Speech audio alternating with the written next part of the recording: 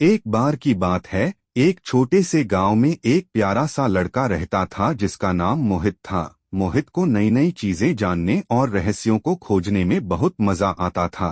उसके गांव के पास एक पुराना बड़ा और घना बाग था। गांव के लोग कहते थे कि उस बाग में बहुत सारे गुप्त रहस्य छुपे हुए हैं।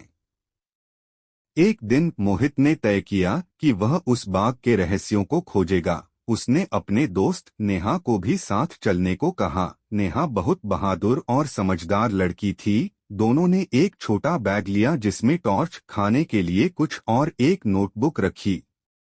जैसे ही वे बाग में दाखिल हुए, उन्हें पेड़ों की सरसराहट और पक्षियों की चहचहाहट सुनाई दी। बाग बहुत ही सुंदर और रहस्यमय था। चलते चलते उन्हें एक पुरानी किताब मिली जो एक पेड़ के नीचे पड़ी थी। उस किताब का नाम था गुप्त रहस्यों की किताब।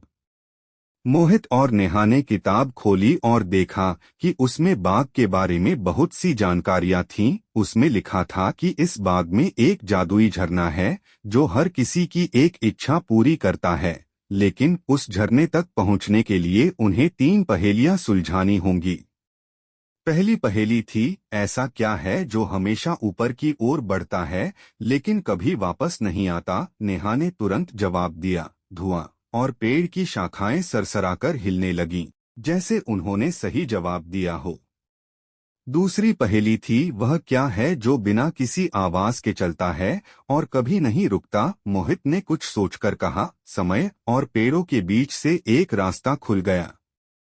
तीसरी और आखिरी पहेली थी, वह क्या है जो जितना बढ़ता है उतना कम होता है।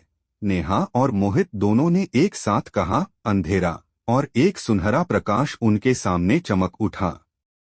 वे दोनों आगे बढ़े और उन्हें झरना दिखाई दिया। वह झरना सचमुच जादुई था। मोहित और नेहा ने अपनी अपनी इच्छा मांगी और झरना अचानक से चमकने लगा। उनकी इच्छाएं पूरी हो गईं और वे बहुत खुश हुए।